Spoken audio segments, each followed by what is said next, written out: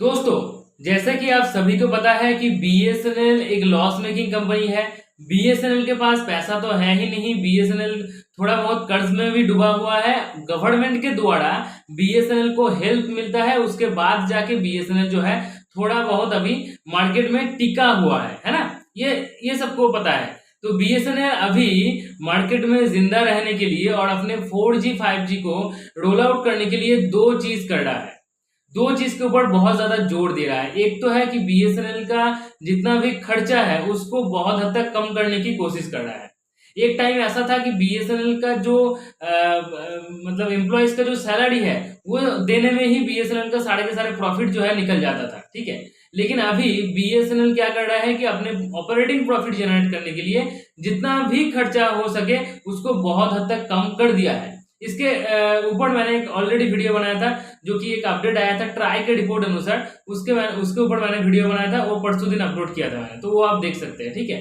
तो 2023 में बीएसएनएल ने जितना खर्चा घटाया था, ठीक है, उससे भी बहुत हद तक और घट गया है 2024 में, ठीक है।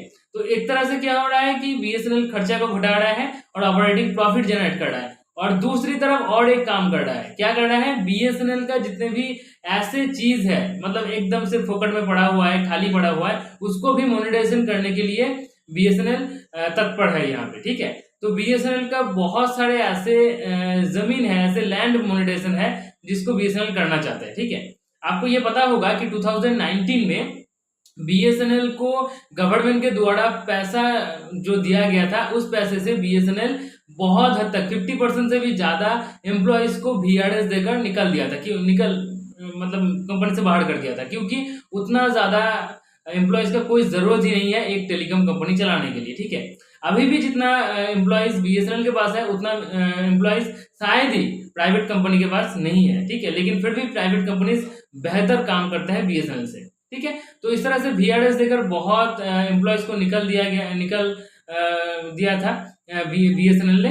तो क्या हुआ था कि बीएसएनएल का बहुत एम्प्लॉयज का जो बहुत सारे ऐसे मतलब क्वार्टर है, ये सब कुछ एकदम खाली पड़ा हुआ है। ये तो गवर्नमेंट प्रॉपर्टी है, एकदम जो है लैंड वगैरह जो है ये खाली पड़ा हुआ है। इसको अभी मोनेटाइजेशन करने के लिए बीएसएनएल मतलब एकदम उठ के बैठा है और अभी बीएसएनएल इसके ऊपर बहुत हद तक जोर भी दे रहा है। तो एक रिपोर्ट के थ्रू ये पता चलता है कि बीएसएनएल ने आंध्र प्रदेश में 2 लैंड को मोनेटाइजेशन कर लिया है। 2 लैंड मोनेटाइजेशन करके बीएसएनएल ने 40 करोड़ रुपीस कमाया है, ठीक है। तो ये चीज आपको ध्यान में रखना पड़ेगा कि बीएसएनएल अपने आप को ग्रो करने की कोशिश कर रहा है, ठीक है। जितने भी क्वार्टर वगैरह है उसको भी ऑक्शन के थ्रू बीएसएनएल बेच रहा है।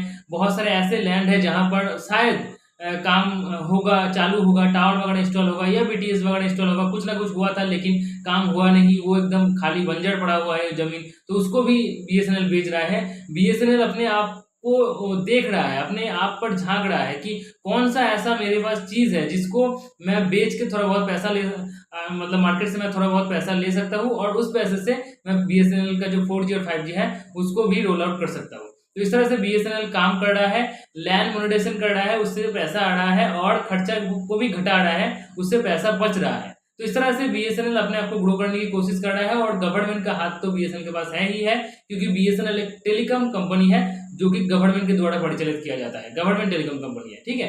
तो इस तरह से बीएसएनएल अपने आप को ग्रो करने की कोशिश कर रहा है और इस तरह से ही बीएसएनएल का 4G जो है धीरे धीरे आ जाएगा। और अभी 2 अलग अलग जगह के अंदर बीएसएनएल का 4G जो है वो लॉन्च हो चुका है। उसके बारे में पिछले 2 वीडियो मैंने बताया था। वो वीडियो अगर आपने नहीं देखा है तो ऊपर आई बटन पे क्लिक करके जरूर देख लीजिए, या मेरे चैनल पे जाइए, वीडियो सेक्शन पे जाइए, वहां पे आप देख सकते हैं। इस तरह का बीएसएनएल रिलेटेड हर एक अपडेट जानने के लिए मेरे चैनल के साथ जुड़े रहिए। हर इवनिंग के 8:30 से 9 बजे, ठीक है, अभी रात के 9 बजे ही आएगा। रात के 9 बजे मैं बीएसएनएल रिलेटेड अपडेट न्यूज लेकर आ जाता हूँ आप सभी के लिए। चलिए दोस्तों, वीडियो को पसंद है लाइक कीजिए, चैनल को अगर अभी तक सब्सक्राइब नहीं किया तो सब्सक्राइब करके बेल आइकन को प्रेस करके मेरे साथ जुड़े रहिए। आज के लिए इतना ही, good bye and take care.